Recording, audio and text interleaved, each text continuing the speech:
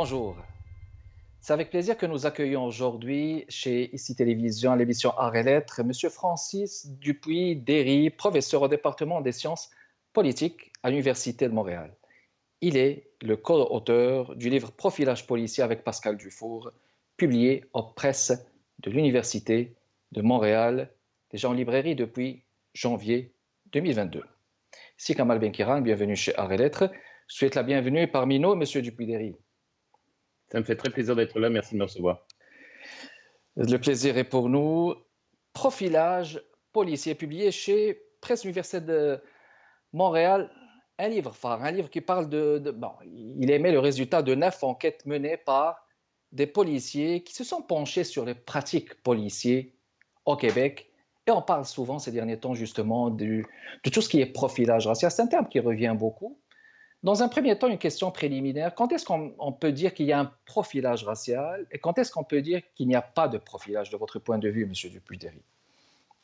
Oui, alors, c'est effectivement 9 chapitres. Hein, c'est pas, Pascal Dufour et moi, nous avons co-dirigé l'ouvrage. Donc, c'est des auteurs universitaires qui ont fait des recherches sur le terrain en France et au Québec.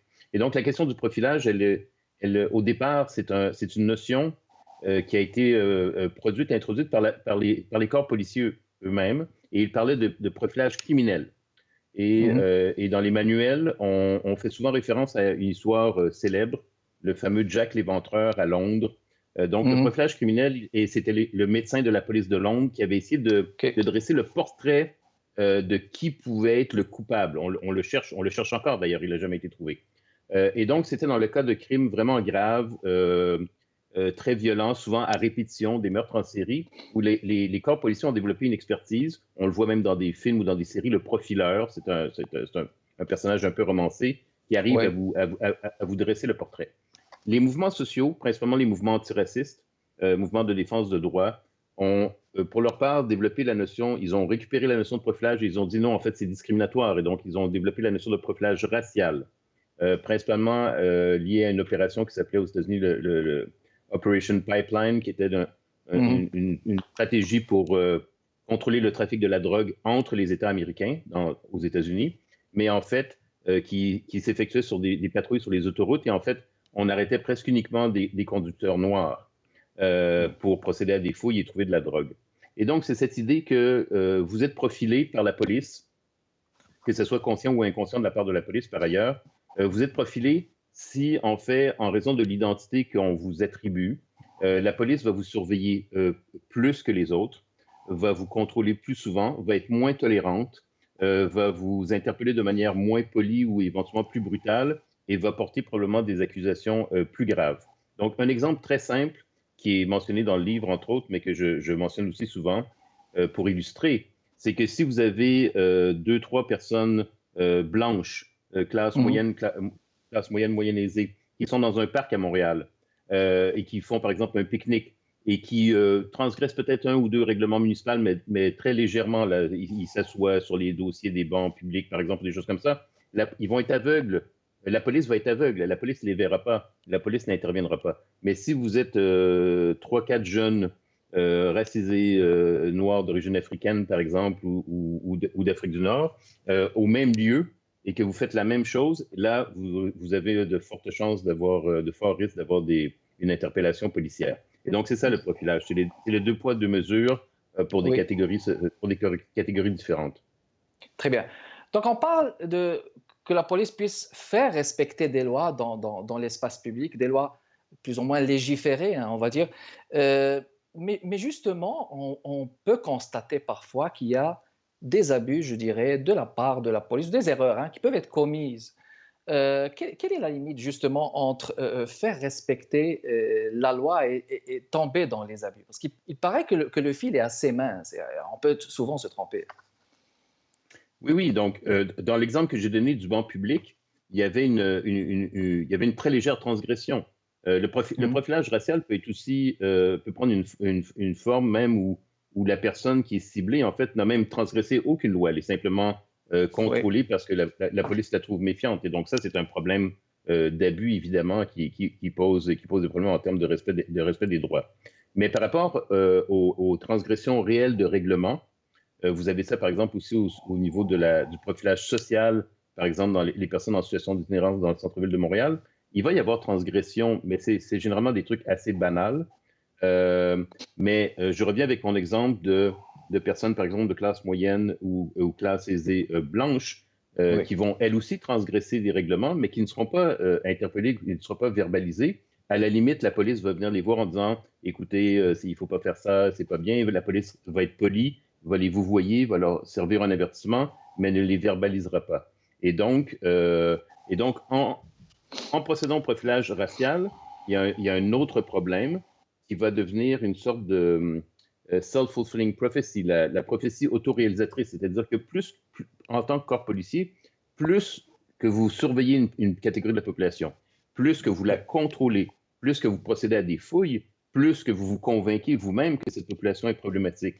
Parce qu'en fait, à force de vérifier et de faire des vérifications sur des catégories spécifiques de la population, vous pouvez trouver peut-être un sac de drogue, un couteau, peut-être que monsieur n'a pas renouvelé son permis de conduire, peut-être qu'il a des conditions. Oui. En fait, il y a ça dans toutes les catégories de la société. Mais si vous ne faites que contrôler une catégorie, au fur et à mesure des semaines, des mois et des années, les policiers vont se convaincre qu'en fait, c'est une bonne démarche parce qu'ils disent, ah ben vous voyez, on trouve des gens qui ont des choses à se reprocher. Donc, on va justement relancer la question après la pause. On reste avec nous, mesdames et messieurs. De retour avec vous, mesdames et messieurs, dans le cadre de Arts et Lettres, avec notre invité d'aujourd'hui, Francis Dupuy-Derry, qui a co-directeur de ce livre Profilage policier, paru chez Presse Université de Montréal.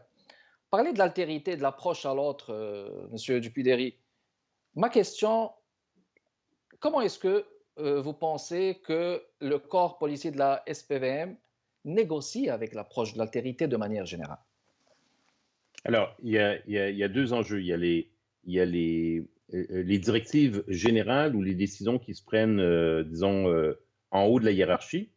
Et donc là, évidemment, tout le monde sait à Montréal depuis de très longues années d'ailleurs, qu'il y a des unités spéciales, par exemple, qui sont constituées pour opérer spécifiquement dans des quartiers qui sont considérés comme problématiques du point de vue de la Les sécurité quartiers à publique, risque. mais des quartiers à risque, mais qui, par ailleurs, sont aussi des quartiers où on retrouve une forte population issue de l'immigration, par exemple.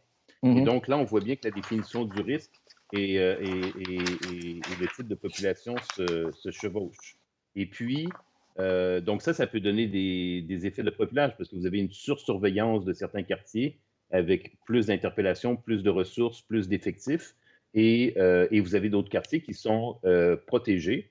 Et c'est aussi lié en fait à la définition de qu'est-ce qui est problématique du point de vue de la sécurité publique. Voilà. Est-ce que c'est par exemple petits délais et les petits délits à la sortie d'une station de métro, ou par exemple c'est la fraude fiscale? Parce que peut-être que la fraude fiscale, elle est peut-être plus importante à Westmount et à Outremont. Dépendamment, Mais oui. évidemment, ça ne sera pas là nécessairement que des corps policiers vont intervenir ou être déployés. Donc, on vise vraiment des populations qui sont généralement issues de l'immigration, plutôt défavorisées au niveau économique, et qui se retrouvent dans des quartiers qui sont surpatrouillés. Après ça, je suis conscient que dans les quartiers même, il y a des gens qui demandent une plus grande présence policière. Hein. Il y a des effets de dynamique sociale là-dedans. Là. C'est pas seulement la police qui décide, et puis il y a les intérêts des politiques et tout, et il y a la couverture des médias aussi qui a des impacts. Donc ça, c'est au niveau des directives générales. Et après ça, il y a les policiers, les patrouilleurs, les policiers sur la première ligne, les policiers. Donc là, on ne peut pas faire une théorie générale sur l'ensemble des agents du SPVM de tel poste de quartier, par exemple, mais dans les enquêtes, souvent, on va dire, ben, il y a telle autopatrouille ou tels agents ou tel groupe qui sont connus même dans le quartier par les jeunes et par des personnes qui sont des intervenants de rue, des fois, qui disent, ben, ces personnes-là semblent quand même avoir des stéréotypes, des préjugés, insister beaucoup trop lourdement et être problématiques dans leur interaction avec la population, en fait. Et quand on dit problématique, ça peut avoir plusieurs formes. Ça va de l'impolitesse, parce qu'en principe, un officier de police a la responsabilité de s'adresser à vous, par exemple, en vous voyant. Il ne peut pas vous insulter, il ne peut pas vous narguer. Et donc, il y a ce genre de micro-agression, si on peut dire, ou de micro-provocation. Et puis, évidemment, ça va jusqu'à des problèmes beaucoup plus graves. D'accord. Est-ce que le profilage peut être utilisé, n'est-ce pas, comme technique ou comme discrimination, justement, pour atteindre les objectifs? Oui, alors, dans certains cas, les autorités policières elles-mêmes vont dire non, ça donne des résultats concrets de prévention. Mm. Euh, on l'a vu par exemple après le 11 septembre, le 11 septembre 2001, l'attaque aérienne contre les États-Unis. C'est sûr que dans les agences de sécurité aéroportuaire, par exemple, au niveau de la sécurité, il y a eu une sursurveillance des personnes qui étaient identifiées par, je vais employer le terme arabo-musulmane, donc c'est une catégorie générale. Et Mhm. évidemment, l'argument, c'était de dire, ben, c'est cette personne-là qui représente des menaces pour un attentat terroriste. Donc, il y a l'argument que ça a un effet positif. Mais du côté, par exemple, des tribunaux, Commission des droits de la personne, entre autres en Ontario et ailleurs, des mouvements sociaux, des mouvements de défense de droits, des avocats comme la clinique juridique de Saint-Michel, par exemple, je ne parle pas en leur nom, là, mais ils portent des dossiers, des groupes de défense de droits de citoyens et citoyennes à Repentigny, par exemple, où il y a des graves problèmes de profilage, et ils vont dire, non, en fait, ce n'est pas un enjeu de sécurité, c'est un enjeu, en réalité, c'est un effet de discrimination. Et cet effet de discrimination, il a des impacts même au niveau des proches. Ça peut avoir des impacts dans la famille Oui. de la personne profilée. Ça peut entraîner des complications au niveau de la criminalisation des personnes qui se retrouvent avec des conditions et qui se retrouvent dans une sorte de cycle. Et puis évidemment, ça fissure ou ça fragmente la communauté puisque ça crée une sorte d'inquiétude. On se sent citoyen de seconde zone, on ne se sent pas considéré ni respecté, on devient méfiant envers les autorités et donc ça a des effets délétères. Parfait. Mais généralement, ces dynamiques de pouvoir et ces pratiques de domination qui sont, n'est-ce pas, pratiquées par la police, généralement la SPVM, il se peut que parfois ils produisent des effets contradictoires qui ne vont pas avec l'effet d'un certain volet positif qu'il faut qu'on projette vers la communauté. Est-ce que vous partagez cela? Est-ce qu'on peut le dire comme ça? Qu'est-ce que vous voulez dire exactement comme effet contradictoire? Ben, c'est-à-dire qu'ils peuvent produire des effets qui ne sont pas attendus par la population, pardon, côté justice, et côté rendre justice à quelqu'un. Il y a parfois l'imbrication de l'intersectionnalité, par exemple. Tout à Ce fait. sont ce genre de choses. Ils peuvent, hein, n'est-ce pas, produire des effets qui ne sont pas attendus par la population. Est-ce que Non, non, cela est... absolument. Oui, est-ce que vous le partagez? Pardon?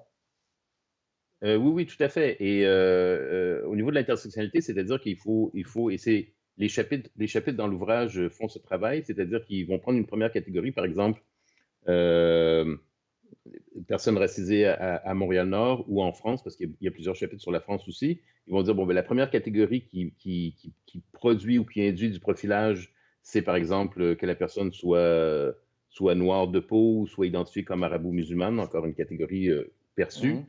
Mais après ça, il y a d'autres catégories. C'est sûr que si vous êtes jeune, c'est un facteur de risque. Si vous avez Oui, 70 ans ou 80 ans, le facteur de risque est moins important. C'est sûr que si vous êtes désavantagé économiquement, c'est un facteur de risque. Si vous êtes mieux nanti, vous vous en tirez mieux, même si vous pouvez quand même subir des vérifications. Et puis après ça, ce qui est le premier contact avec la police qui est problématique, le problème peut se reproduire ailleurs dans le processus judiciaire.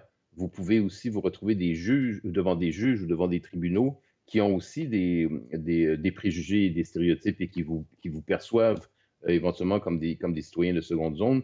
Et vous, si vous êtes d'une catégorie plus défavorisée, il est possible que vous ayez plus de difficultés à vous défendre devant les tribunaux des accusations qui, au départ, sont portées en raison très bien. d'un préjugé.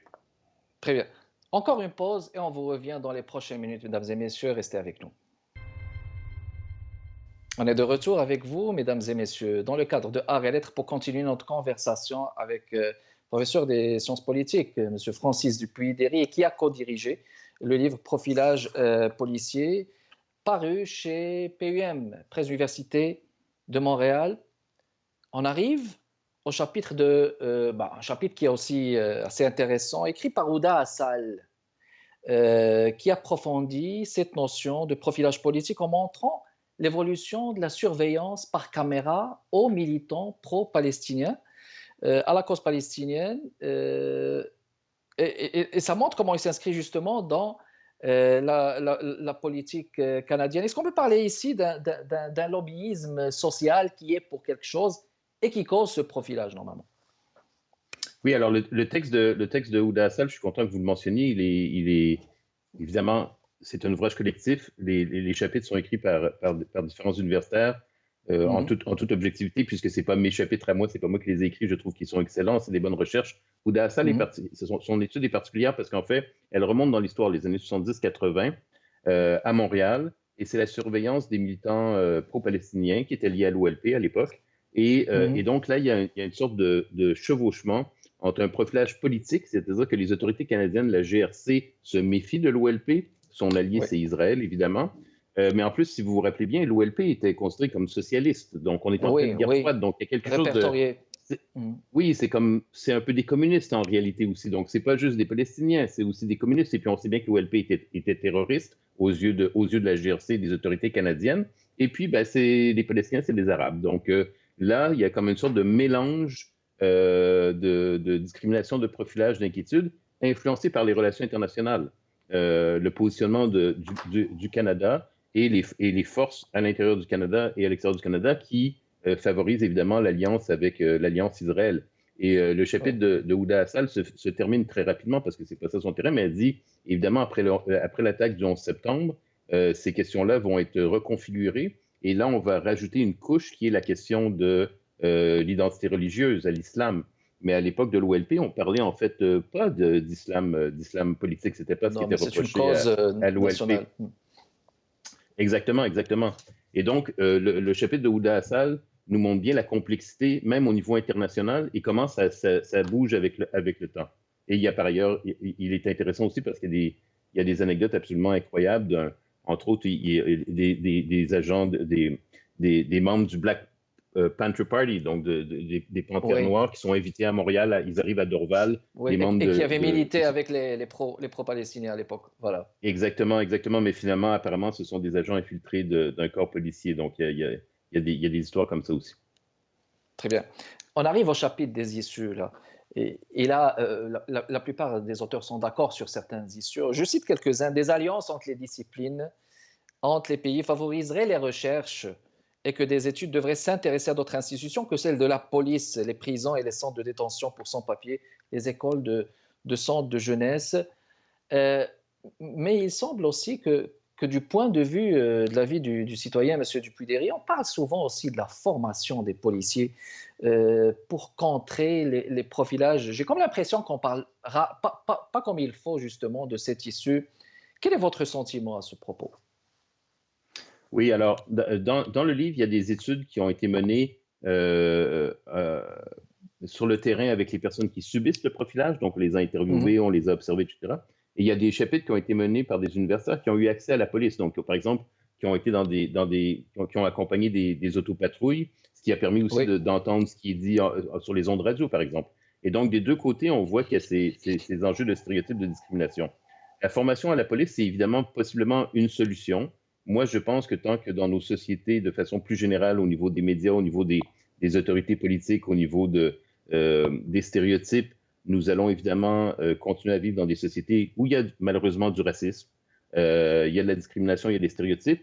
Les corps policiers n'en seront pas. C'est impossible que les corps policiers en soient totalement dénués.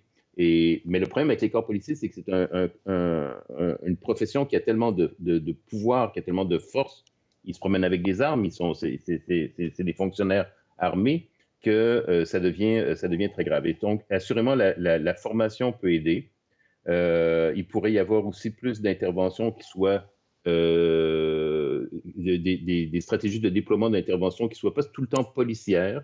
On a beaucoup parlé de ça, par exemple, pour les personnes qui sont en crise psychotique. Pourquoi est-ce que c'est des policiers qui vont là, on ne le sait pas. Et puis, au Québec, on a des corps policiers comme le corps policier de la ville de Québec. Aux dernières nouvelles, il n'y avait il y avait aucun policier noir à Québec, ce qui est quand même de incroyable la minorité, de la diversité, en, voilà. Mm. en 2022. Et donc, je ne dis pas que tout ça, c'est des solutions parfaites qui vont éradiquer la discrimination et le profilage. Et la discrimination, évidemment, les personnes en vivent aussi dans d'autres secteurs de leur vie. Mais assurément, les corps policiers ont du travail à faire pour améliorer leurs pratiques, c'est certain. Parfait. Je vais finir par une question générale, si vous permettez. Bon, une question qui nous interpelle en tant que citoyens montréalais, québécois. Votre sentiment sur ce qui se passe dernièrement sur ces meurtres de ces adolescents qui surviennent soit à Saint-Léonard, soit ici, soit là. Et puis, beaucoup d'élus qui demandent qu'on puisse procéder, qui demandent justement à notre Premier ministre de poser n'est-ce pas, des gestes réels, comme par exemple réviser le port des armes, etc. Mais il semble que ça devient de plus en plus grave et le sentiment de l'insécurité est de plus en plus intense chez les citoyens. Parce qu'on voit des adolescents qui meurent par accident ou bien peut-être bien parce qu'ils sont, n'est-ce pas, dans des gangs, on ne sait jamais. Qu'est-ce qui ne fonctionne pas, Monsieur Dupuy-Derry, et qu'est-ce qu'il faudrait faire justement pour éradiquer cela? Alors, j'espérais que vous ne me posiez pas cette question sur ce sujet parce que c'est pas ma spécialité. Je comprends les préoccupations et là, effectivement, c'est ce que je disais tout à l'heure, dans le rapport de la société civile, des politiques, des médias et de la police, c'est Mhm. une dynamique. Et là, en ce moment, effectivement, il semble y avoir des problèmes qui semblent être des problèmes plutôt nouveaux. Et je minimise pas du tout là, ces problèmes. Je veux dire, quand des adolescents, en plus, qui apparemment, dans certains cas, ont simplement rien à voir et sont des victimes vraiment innocentes, c'est totalement tragique. Personne ne veut que ça arrive dans notre quartier. Quelle est la solution? Encore une fois, je reviens avec la question de, par exemple, des intervenants, des travailleurs de rue. Vous savez très bien que Oui, dans certains quartiers à Montréal, il y a un travail extraordinaire qui est fait, par exemple, Maison d'Haïti ou d'autres organisations comme ça qui font des travails oui. extraordinaires avec très, très, très, très peu de ressources par rapport à Donc ce qui devrait augmenter être le fait. budget. Et moi, je pense que c'est une chose qui serait très importante et pas juste pour les activités pour les jeunes. Bref, investir dans la jeunesse, investir dans ceux qui aident la Oui, jeunesse et possiblement pas seulement sur la question de la répression. Après ça, la question du contrôle des armes, c'est un contrôle qui dépasse Montréal. C'est un débat qui oppose les libéraux et les conservateurs à chaque élection, tout à comme fait, vous le savez, au Canada. Et tout à c'était fait. lié à la tuerie de l'école polytechnique en 89. Il y avait eu Oui, un premier registre. Et le registre, il est très mal connu. Le registre allait avec toute une série de services de prévention, d'information, de données qui permettaient à la police d'intervenir plus précisément. Et quand les conservateurs luttent contre ce registre, ils diminuent assurément la protection dont la population devrait excellent. pouvoir se, se, se, se prévaloir. Se prévaloir. Ben, écoutez, c'était tout le temps qu'on avait. Merci beaucoup d'avoir C'est moi qui vous accepté remercie vraiment notre. beaucoup. Je vous en prie d'avoir accepté notre invitation, d'avoir répondu à ces questions. Un livre intéressant, Profilage policier, mesdames et messieurs, paru chez Presse Université de Montréal. Merci beaucoup de votre continuel intérêt. Je vous fixe rendez-vous jeudi prochain, 15h30 chez ICI Télévision Arts et Lettres. Au revoir.